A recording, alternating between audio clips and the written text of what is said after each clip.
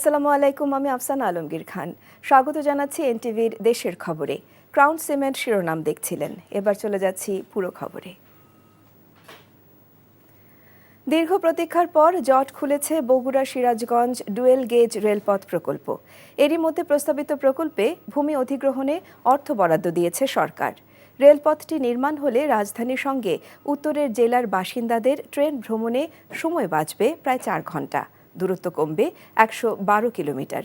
এতে গতি আসবে উত্তরাঞ্চলের কৃষি, শিল্পপণ্য ও যাত্রী পরিবহনে। সিরাজগঞ্জ থেকে শরীফুল ইসলাম ইন্নার পাঠানো রিপোর্ট। ব্রিটিশ শাসনামল থেকেই সিরাজগঞ্জের সঙ্গে দেশের উত্তর ও দক্ষিণাঞ্চলের জেলার রেল যোগাযোগ থাকলেও বগুড়া পর্যন্ত ছিল না সরাসরি ট্রেন যোগাযোগ। এতে বগুড়ায় রেল ভ্রমণে ঈশ্বরদী সান্তার হয়ে ঘুরতে হতো বাড়তি পথ। 2018 সালে বগুড়া সিরাজগঞ্জ ডুয়েল গেজে রেলপথ নির্মাণ প্রকল্প গ্রহণ করে সরকার। নতুন রেলপথের জন্য সিরাজগঞ্জ ও বগুড়ায় 960 একর ভূমি অধিগ্রহণ এগিয়ে নিতে সম্প্রতি বরাদ্দ হয় 2000 কোটি টাকা। অতি দ্রুত সিরাজগঞ্জের এবং বগুড়ার যে রেলপথ সেটা বাস্তবায়ন চাই। এটা বাস্তবায়ন হলে যেহেতু আমরা সিরাজগঞ্জ উত্তরবঙ্গের প্রবেশদ্বার, আমাদের ব্যবসায়িক কাজে সুবিধা হবে। তো আমাদের যে দাবি যে রায়পুরে জংশন করে এটা ঢাকা পর্যন্ত নিয়ে যেতে হবে, অর্থাৎ সিরাজগঞ্জ শহরবাসী যেন খুব সহজেই এই ট্রেনটাকে ব্যবহার করতে পারে। 85 কিলোমিটার রেলপথ ঘিরে বগুড়া অংশে 4টি ও সিরাজগঞ্জ অংশে নতুন নির্মিত হবে 5টি স্টেশন। আমরা 420 একর সিরাজগঞ্জ অংশে জমির অধিগ্রহণের কার্যক্রম প্রায় চূড়ান্ত পর্যায়ে নিয়ে এসেছি। আমাদের অংশে প্রাক্কলিত মূল্য 1127 কোটি টাকা। ইতিমধ্যে 950 কোটি টাকা বাংলাদেশ রেলওয়ে থেকে আমরা পেয়েছি। মেয়াদ 2026 সাল পর্যন্ত বাড়ানো হলেও 5,500 কোটি টাকার প্রকল্প 7 বছরে বেড়ে দাঁড়িয়েছে 10,000 কোটি টাকায়। ভারত অর্থ ছাড় না দেয় নতুন করে কোনো দেশের সাথে চুক্তি হয়নি এখনো। NTV news desk. ডাকসু নির্বাচনী প্রচার প্রচারণার শেষ হতে আর মাত্র 2 দিন বাকি। শুক্রবার জুম্মার নামাজ শেষে হলের মসজিদগুলোতে ভোটারদের কাছে নিজেদের ইশতেহার তুলে ধরেন বিভিন্ন প্যানেলের প্রার্থীরা। সংবাদ সম্মেলন করে জিএস প্রার্থিতা প্রত্যাহার করে আবু বাকের মজুমদারকে সমর্থন দিলেন মাহিন সরকার। জুম্মার নামাজ শেষে ভোটারদের নানা প্রতিশ্রুতি দিয়ে ভোট চাইলেন ছাত্রদল ও ছাত্র শিবির ভিপি প্রার্থী আবিদুল ইসলাম খান ও সাদিক কায়েম। আপেল শাহরিয়ারের রিপোর্ট। শুক্রবার ছুটির দিন, কিন্তু ঢাকা বিশ্ববিদ্যালয় ক্যাম্পাসে পরিচিত নিস্তব্ধতার বদলে ডাকসু নির্বাচনের উত্তাপ। 9 সেপ্টেম্বর নির্বাচনকে সামনে রেখে ছুটির দিনকে প্রার্থীরা দেখছেন বড় সুযোগ হিসেবে। তবে দিনের শুরুটা হয় আবু বাকের মজুমদারকে সমর্থন দিয়ে জিএস পদ থেকে মাহিন মজুমদারের সরে দাঁড়ানোর ঘোষণার মধ্য দিয়ে।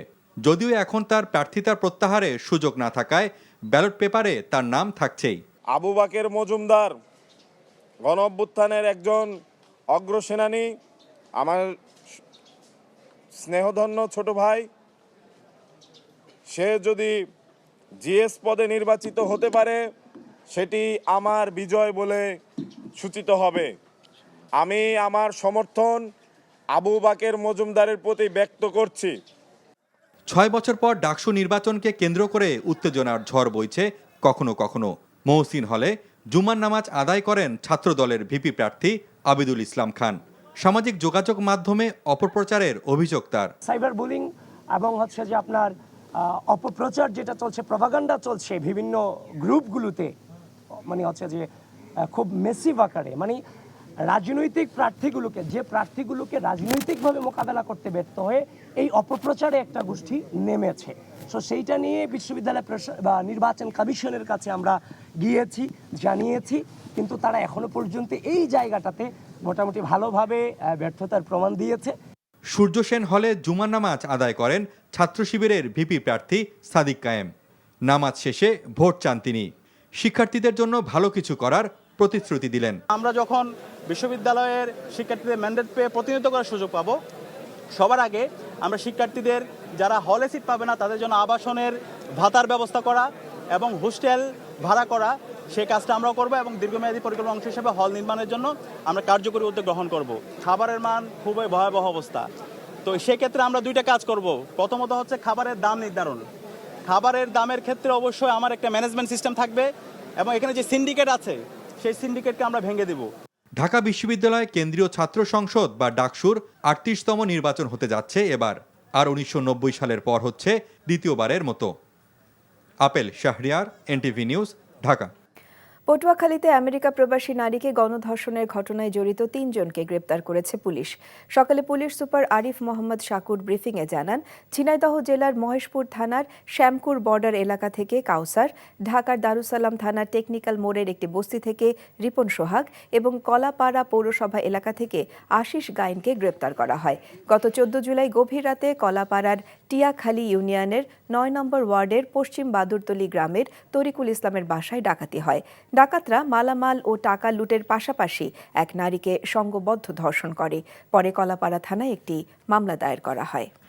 ডাকাতির ঘটনা ঘটানোর পরে এই সময় তারা নগদ ৫০,০০০ টাকা এবং স্বর্ণ আনুমানিক ১৩ ভরির মতো স্বর্ণ তারা লুণ্ঠন করে। ৩ জনকে আমরা আসামি গ্রেফতার করে তাদেরকে আইনের আওতায় আনি, তাদেরকে আমরা কোর্টে চালান দিয়েছি এবং এর সাথে জড়িত অন্যান্য যারা আছে আরও আছে ৩ থেকে ৪ জন অজ্ঞাতনামা, তাদেরকেও আমরা আইনের আওতায় আনবো। জাহাঙ্গীরনগর বিশ্ববিদ্যালয় কেন্দ্রীয় ছাত্র সংসদ জাকসু এবং হল সংসদ নির্বাচনের বাকি আর মাত্র ৬ দিন। চলছে নির্বাচনী প্রচারণা। অনলাইনেও প্রার্থীদের বিভিন্ন কন্টেন্ট প্রচার এবং প্যানেল ভিত্তিক ফেসবুক পেজ খুলে ভোটারদের মন জয় করার চেষ্টা চলছে। আচরণবিধি অনুযায়ী নির্বাচন কমিশনের অনুমতি ছাড়া একসঙ্গে ২৫ জনের বেশি একত্রিত হতে পারবে না। ভিপি পদে লড়ছেন ১০ জন। অন্যদিকে রাজশাহী বিশ্ববিদ্যালয় ছাত্র সংসদ, হল সংসদ ও সিনেটে গতকাল প্রথম দিনে ৩০টি মনোনয়নপত্র জমা পড়েছে। রাকসু নির্বাচনের ২৩টি পদে লড়তে ইতোমধ্যে ৪৬৬ জন এবং সিনেটে ৮৪ জন প্রার্থী মনোনয়নপত্র সংগ্রহ করেছেন। নানা আয়োজনে সারা দেশে পালিত হয়েছে বিএনপির ৪৭তম প্রতিষ্ঠাবার্ষিকী। বগুড়ার বিএনপির ৪৭তম প্রতিষ্ঠাবার্ষিকী উপলক্ষে জেলা মৎস্যজীবী দলের উদ্যোগে করতোয়া নদীতে মাছের পোনা অবমুক্তকরণ করা হয়েছে। দুপুরে জেলা প্রশাসকের কার্যালয়ের সামনে মাছের পোনা অবমুক্তকরণ করেন বিএনপির সিনিয়র যুগ্ম মহাসচিব রুহুল কবির রিজভী। নওগাঁর বদলগাছি উপজেলার ছোট যমুনা নদীতে মাছের পোনা অবমুক্তকরণ, বৃক্ষরোপণ ও সমাবেশের মধ্য দিয়ে বিএনপির ৪৭তম প্রতিষ্ঠাবার্ষিকী পালিত হয়েছে। নানা কর্মসূচির মধ্য দিয়ে মুন্সিগঞ্জের টুংরিবাড়ি উপজেলায় বিএনপির ৪৭তম প্রতিষ্ঠাবার্ষিকী পালিত হয়েছে। সকালে রংমেহের কলেজের সামনে থেকে বর্ণাঢ্য শোভাযাত্রা বের হয়। কুষ্টিয়ার কুমারখালী উপজেলা বিএনপির দ্বিবার্ষিক সম্মেলন অনুষ্ঠিত হয়েছে। সকালে সম্মেলনের উদ্বোধন করেন কুষ্টিয়া জেলা বিএনপির আহ্বায়ক কুতুবুদ্দিন আহমেদ। বিএনপির ভারপ্রাপ্ত চেয়ারম্যান তারেক রহমানের পক্ষ থেকে নেত্রকোনার দুর্গাপুরের পশ্চিম খুজিউড়া গ্রামে এক অসহায় বৃদ্ধাকে নতুন একটি কাঁচা পাকা ঘর হস্তান্তর করা হয়েছে।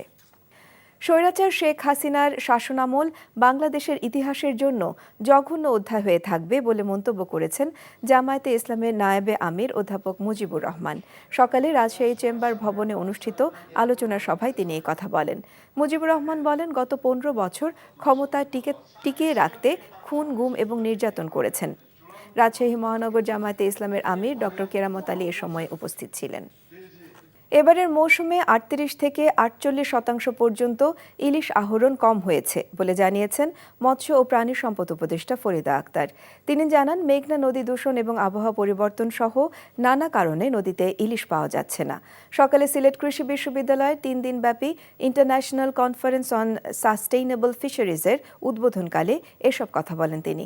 কনফারেন্সে দেশ বিদেশের বিভিন্ন শিক্ষা প্রতিষ্ঠান, গবেষণা প্রতিষ্ঠানের ৬ শতাধিক শিক্ষক, গবেষক ও মৎস্য বিজ্ঞানী অংশ নেন। মৎস্য ও প্রাণী সম্পদ উপদেষ্টা বলেন, সাধারণ মানুষের পাতে যেন ইলিশ যেতে পারে তার ব্যবস্থা করতে হবে। মৎস্য সম্পদের উন্নয়নে গবেষণার বিকল্প নেই বলেও জানান বক্তারা। মাছ কিন্তু খুবই একটা গুরুত্বপূর্ণ প্রাণী, বুঝছেন, এর নিজস্ব চরিত্র আছে, একে বুঝতে হবে। তো কিন্তু সেই অনুযায়ী আমি বলবো, দুঃখের সাথেই বলবো যে যথেষ্ট বরাদ্দ নেই। এটাকে সেই রকম উন্নয়ন পরিকল্পনার মধ্যে এর গুরুত্বটা এখনো এভাবে পাওয়া যায়নি। আমরা চাইবো যে আগামীতে আমরা যদি মৎস্য সম্পদ রক্ষা করতে চাই, এর উপর গবেষণাটাকে গুরুত্ব দিতে হবে। ফরিদপুরের ভাঙ্গা উপজেলার আলগী ইউনিয়ন এবং হামিরদী ইউনিয়ন নগরকান্দা উপজেলায় অন্তর্ভুক্ত করার প্রতিবাদে ঢাকা খুলনা মহাসড়ক ও ফরিদপুর ভাঙ্গা মহাসড়ক 5 ঘন্টা অবরোধের পর পুনরায় একই কর্মসূচি শুরু করেছে বিক্ষুব্ধ গ্রামবাসী। সকাল 8টার দিকে দুই মহাসড়কে রাস্তায় গাছ ফেলে ও টায়ার জ্বালিয়ে অবরোধ করে রাখে বিক্ষুব্ধ এলাকাবাসী। এ সময় দুটি মহাসড়কের প্রায় কয়েক কিলোমিটার এলাকা জুড়ে যানজট তৈরি হয়। দুপুর 1টার দিকে প্রশাসনের আশ্বাসে অবরোধ প্রত্যাহার করে নেয় গ্রামবাসী। বিকেল 4টার দিকে ভাঙ্গা গোলচত্বর এলাকায় জড়ো হয়ে দ্বিতীয় দফায় শুরু হয় একই অবরোধ। হাজার হাজার মানুষ অংশ নেয় এতে ঢাকার সাথে দক্ষিণাঞ্চলের পুরোপুরি সড়ক যোগাযোগ বিচ্ছিন্ন হয়ে পড়েছে। পরিস্থিতি নিয়ন্ত্রণে চেষ্টা করছে স্থানীয় প্রশাসন। প্রতিনিধি দল। এই ছিল দেশের খবরে। এই খবরের ভিডিও সহ আপডেট জানতে ভিজিট করুন NTV অনলাইন www.ntvbd.com। এছাড়াও NTVর জনপ্রিয় সব অনুষ্ঠান ও খবরের আপডেট জানতে ভিজিট করুন আমাদের ইউটিউব এবং ভেরিফাইড ফেসবুক পেজ। 6টায় ইভিনিং নিউজ দেখার আমন্ত্রণ রইল। ধন্যবাদ সবাইকে।